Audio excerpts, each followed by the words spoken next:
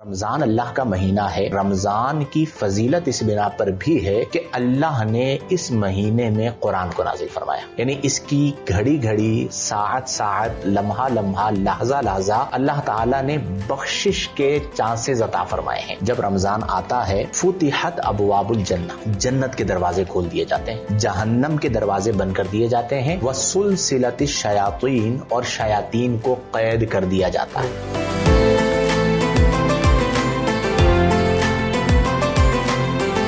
بسم اللہ الرحمن الرحیم۔ لاکھوں کروڑوں درود و سلام آپ صلی اللہ علیہ وآلہ وسلم اور ان کی آل پر۔ پروگرام امان رمضان میں آپ کو خوش آمدید کہتے ہیں۔ ست شکر اس رب العالمین کا جس نے رمضان جیسا بابرکت مہینہ عطا کیا۔ ناظرین کرام، رمضان میں جہاں نیکیوں کا جذبہ بڑھ جاتا ہے، خیر سگالی کا جذبہ بڑھ جاتا ہے، وہیں ساتھ ساتھ گناہوں کا بازار بھی گرم ہو جاتا ہے۔ تفریح کے نام پر گناہوں کا ایک بازار گرم ہو جاتا ہے۔ آج کا ہمارا موضوع رمضان کیسے گزارنی چاہیے اور ہم رمضان کو کیسے گزارتے ہیں، اسی موضوع پر بات کرنے کے لیے ہمارے ساتھ عالمی شہرت یافتہ، انتہائی قابل احترام مفتی محمد شاہد مدنی صاحب موجود ہیں۔ آئے ان سے بات کرتے ہیں۔ السلام علیکم حضرت، سب سے پہلے آپ کو خوش آمدید کہتے ہیں۔ وعلیکم السلام ورحمۃ اللہ وبرکاتہ۔ جزاک اللہ، بہت شکریہ۔ حضرت یہ بتائیں کہ مہینے تو جو ہے وہ سارے ہی اللہ کے ہوتے ہیں، اور اللہ جو ہے وہ غفور و رحیم ہے، اس کی رحمت تو جو ہے وہ ہر وقت نازل رہتی ہے۔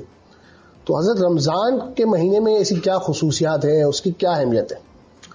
بسم اللہ الرحمن الرحیم، جزاک اللہ۔ بلا شبہ سارے مہینے اللہ تبارک و تعالیٰ کے ہیں، لیکن سنت الہی یہ ہے کہ اللہ تعالیٰ بعض چیزوں کو بعض چیزوں پر فضیلت عطا فرماتا ہے۔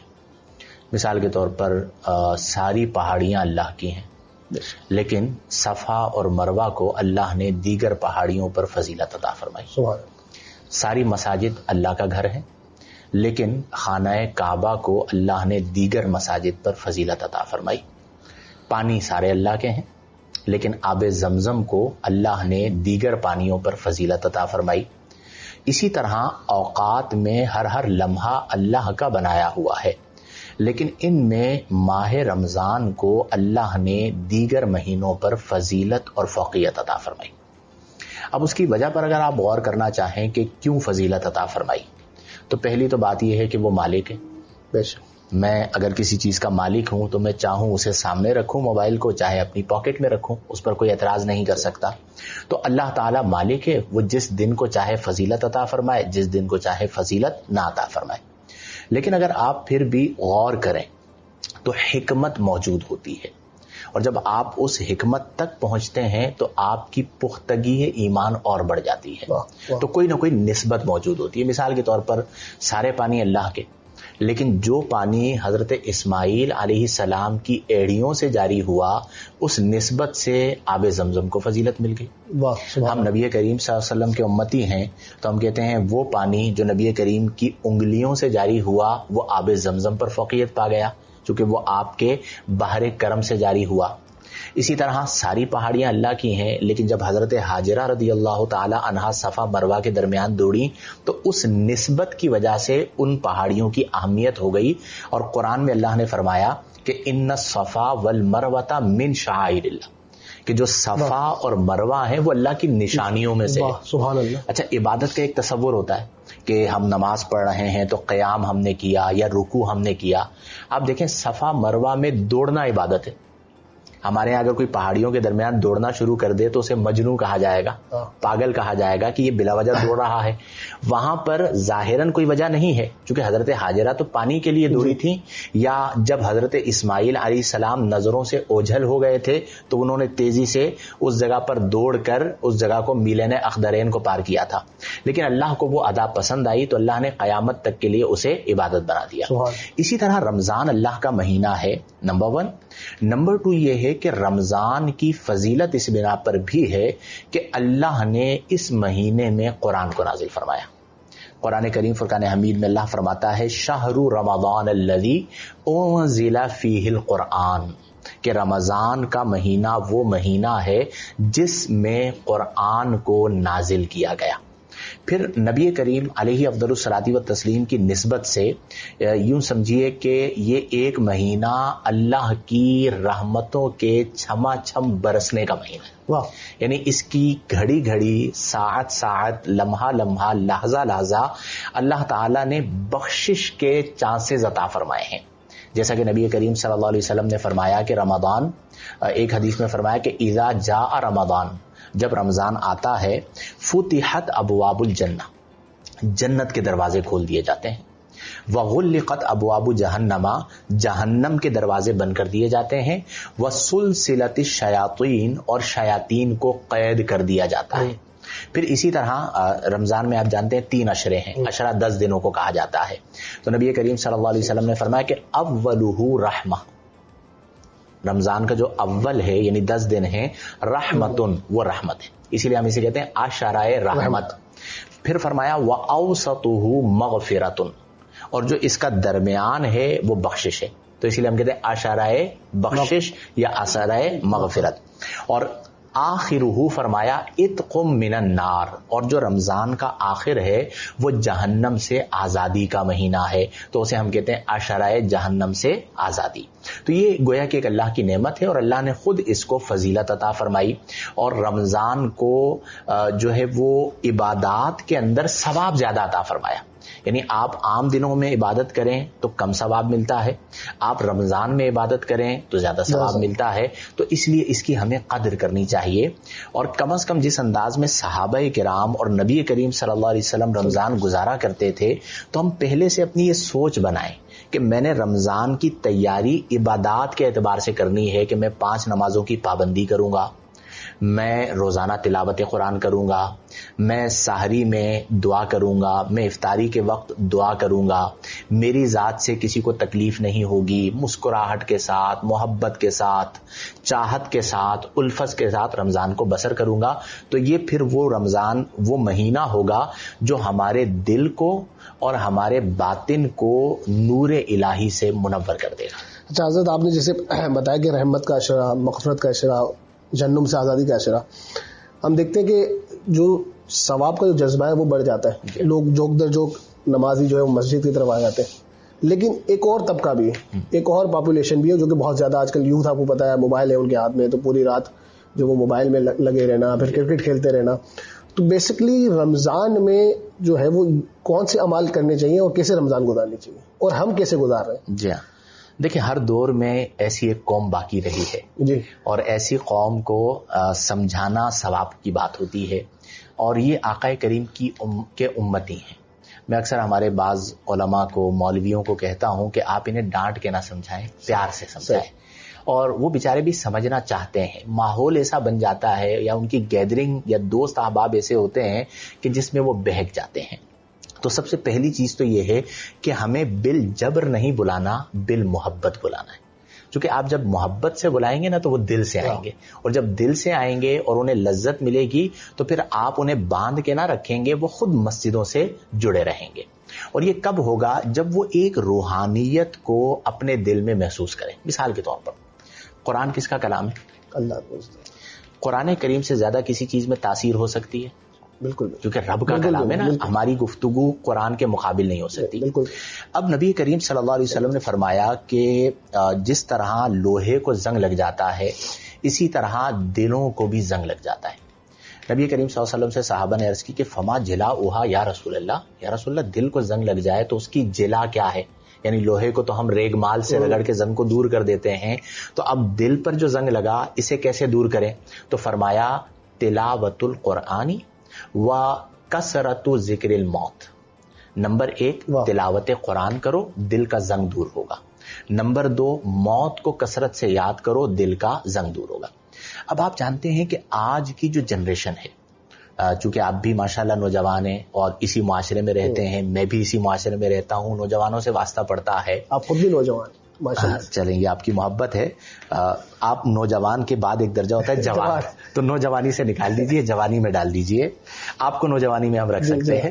تو اب یہ جو آج کل کے نوجوان ہے جسے ہم کہتے ہیں نیو جنریشن، ان کے دلوں کا جو زنگ ہے نا، اس کے اسباب اتنے زیادہ ہیں جس کی انتہا نہیں.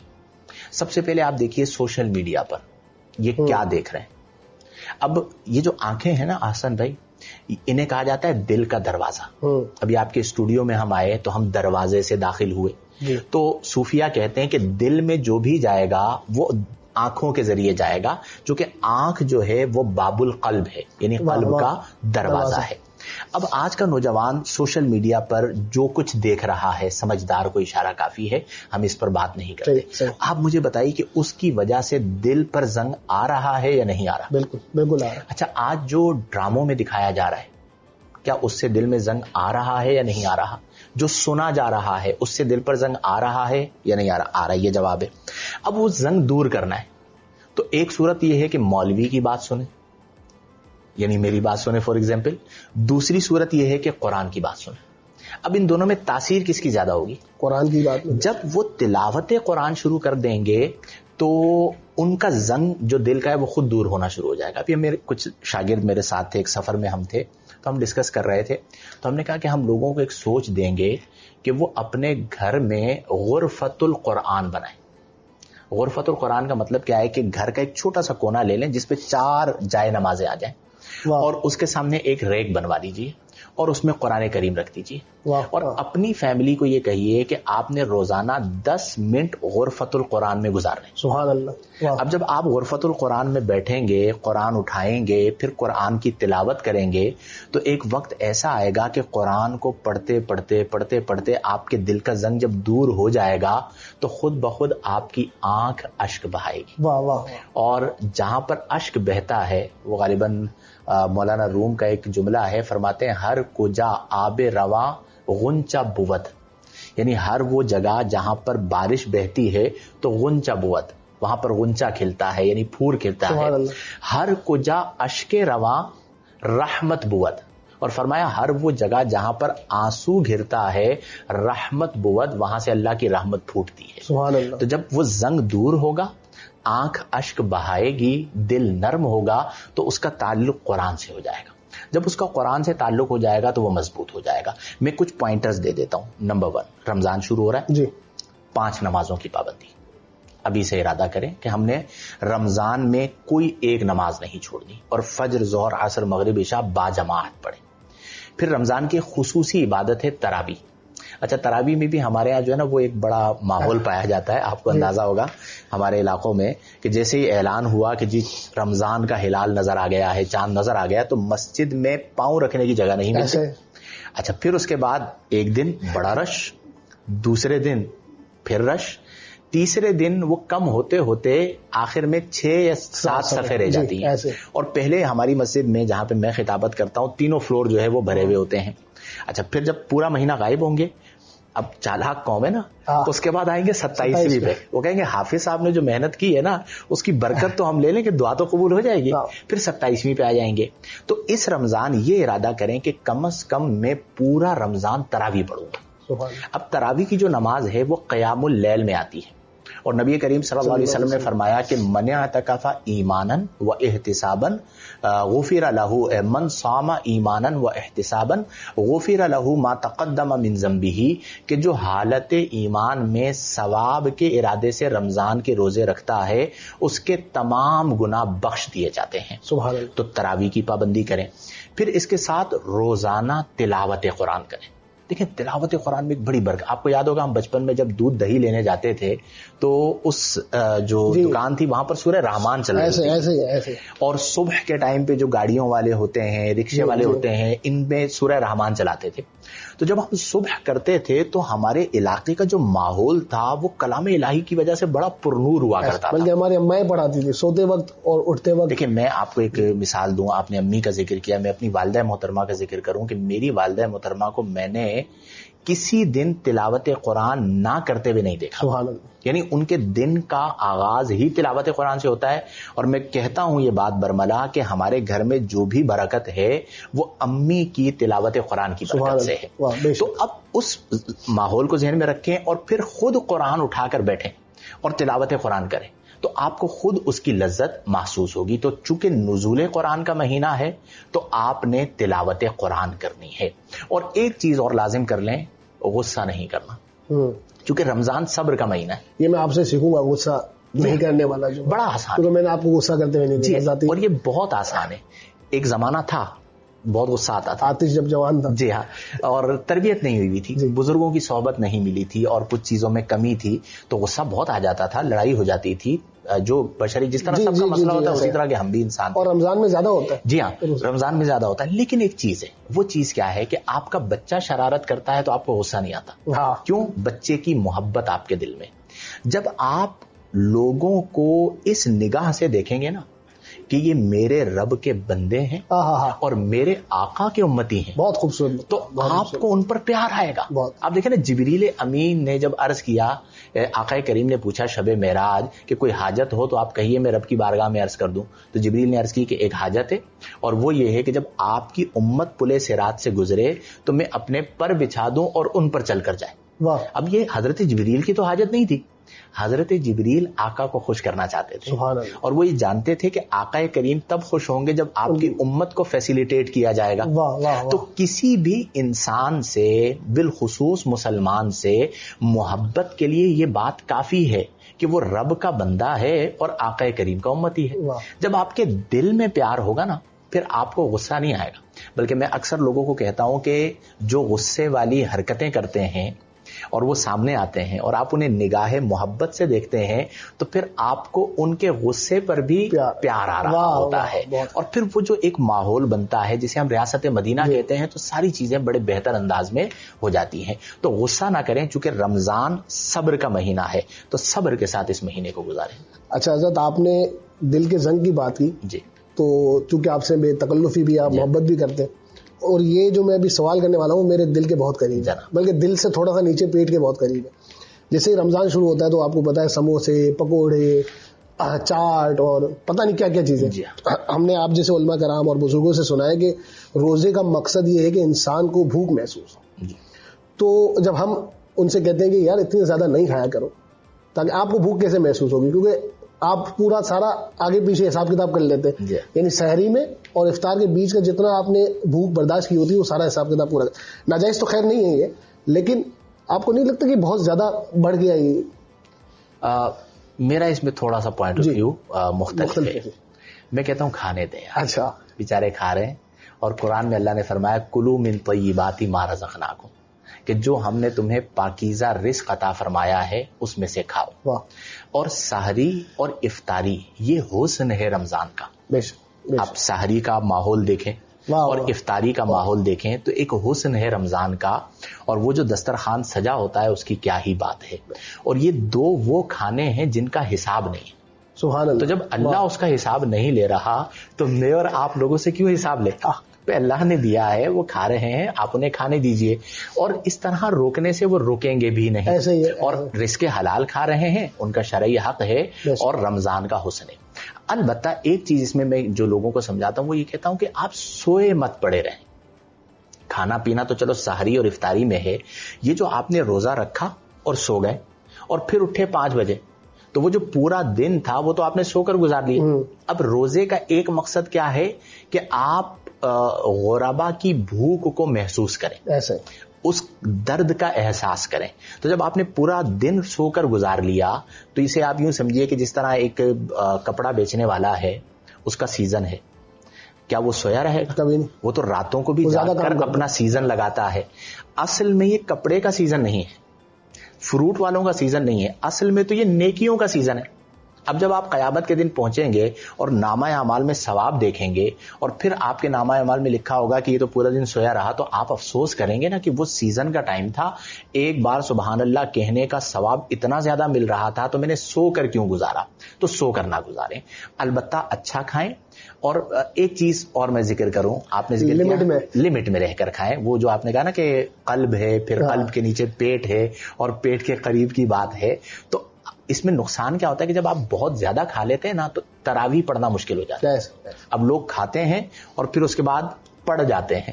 تو وہ جو پڑ جاتے ہیں نا وہ بہت بڑی مصیبت ہوتی ہے. امی کہتی رہتی ہے جاؤ بھائی عشاء کا ٹائم ہو گیا تراویح پڑھ لو, ان سے کھڑے ہونے کی ہمت نہیں ہوتی. تو طریقے سلیقے سے کھائیں کہ آپ افطاری مناسب کریں, اس کے بعد کھانا آپ افطار کے بعد کھا لیجئے, تھوڑی سی بیچ میں آپ واک کر لیجئے, ورزش کر لیجئے. اگر آپ مینج کر کے چیزوں کو چلیں گے نا تو وہ چیز آپ کے لیے نعمت ہی رہے گی. اور یہ اتنا خوبصورت مہینہ ہے کہ اس میں مینج کرے تو انسان اپنے بہت سارے ٹارگیٹ اور اوور ایٹنگ یعنی کوئی بھی چیز اوور ہو وہ نقصان پہنچاتی ہے. تو آپ وہ میں اکثر دوستوں کی بات کہتا ہوں کہ بھائی جو تمہارا نصیب ہے نا وہ تم ہی نے کھانا ہے, کوئی اور کھانا بھی چاہے تو نہیں کھا سکتا. تو بعض لوگوں کو ہوتی ہے پیٹ کی بھوک, بعض لوگوں کو ہوتی ہے آنکھوں کی بھوک. آنکھوں کی بھوک کا کوئی علاج نہیں ہے. پیٹ کی بھوک ختم ہو جاتی ہے, آنکھوں کی بھوک ختم نہیں ہوتی. تو تھوڑا کھائیں, طریقے سلیقے سے کھائیں. آپ کی کسی بھی آپ کے کام کی وجہ سے آپ کی عبادت متاثر نہ ہو. اچھا ایک چیز اس میں اور جوڑ لیں, لڑے نہیں. یہ بعض لوگ دیکھیں ایک گھر کا فرد ہے, والد ہے مثال کے اوپر, بعض اوقات وہ اپنے سخت مزاجی کی وجہ سے پورے گھر والوں کی افطاری خراب کر دیتے ہیں. یعنی اس کی مرضی کے پکوڑے نہیں بنے, اب نمک زیادہ ہو گیا. آپ مجھے بتائیے کہ رمضان میں سب سے زیادہ محنت کون کرتی ہیں؟ خواتین. سحری میں آپ دیکھیے پوری فیملی کی سحری تیار کرنا. افطار میں ہم تو افطاری سے 10 منٹ پہلے آ کے بیٹھتے ہیں, وہ کچن کے اندر 2 گھنٹے پہلے سے موجود ہوتی ہے. اب اگر ان سے تھوڑی سی غلطی ہو بھی گئی تو آپ اتنے تو بھوکے نہ بنے کہ آپ پکوڑوں کی وجہ سے روزہ خراب کر دیں. پھر وہ ابا ناراض ہو کے چلے جاتے ہیں, چھوٹے چھوٹے بچے جا کے ابا کو راضی کر رہے ہوتے ہیں, ابا آ جائیں افطار تو کر لیں, اور انہیں احساس نہیں ہوتا. تو اچھے ماحول کے ساتھ چلیں, پیار محبت کے ساتھ چلیں.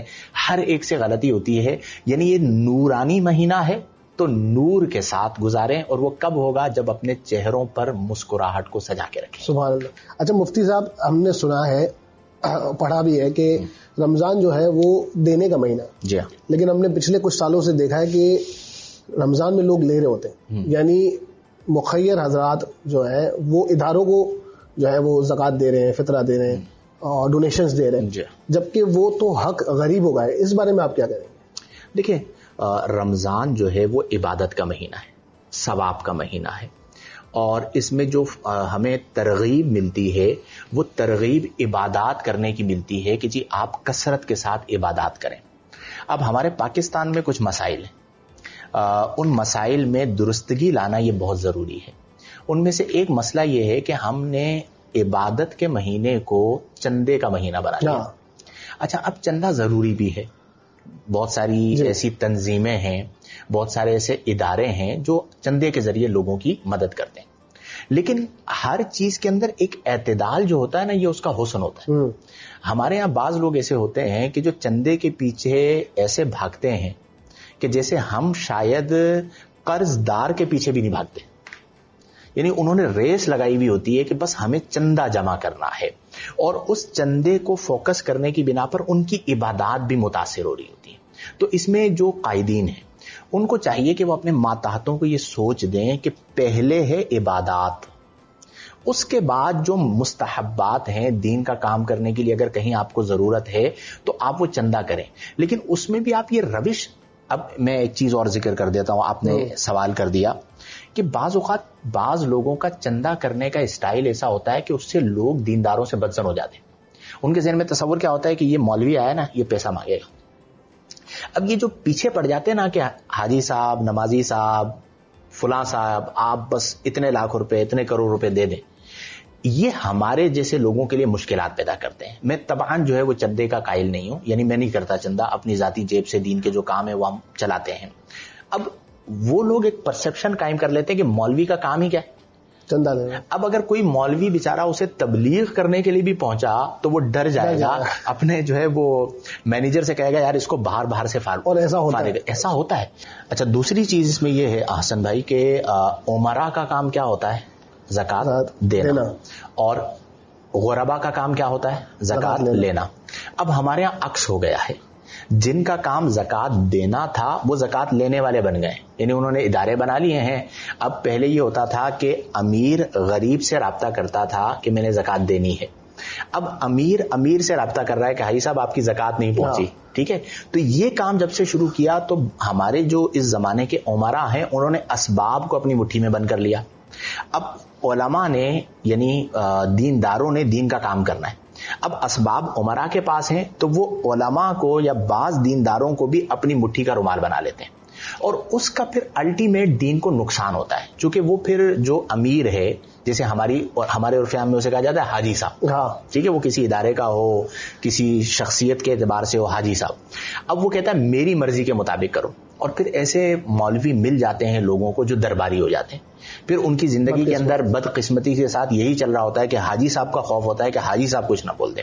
تو جب عالم جو ہے نا اس کے اندر اعلاء کلمت الحق نہیں ہوگا اور وہ کھل کر لومۃ لائن کی فکر کے بغیر دین کو بیان نہیں کرے گا تو دین کی صورت مسخ ہو جائے گی. تو اس لیے عمرا اپنی زکوٰۃ غربا کو دیں اور ایک لمٹ کے اندر رہیں. یہ جو مزاج بن گیا ہے کہ جی ہم نے اندھا دھن چندے کے پیچھے بھاگنا ہے, اچھا پھر ویلفیئرز کا بھی مقابلہ چل رہا ہوتا ہے, تنظیموں کا بھی مقابلہ چل رہا ہوتا ہے, مولویوں کا بھی مقابلہ چل رہا ہوتا ہے کہ میں نے اتنی زیادہ زکوٰۃ جمع کرنی ہے, میں نے اتنی زیادہ.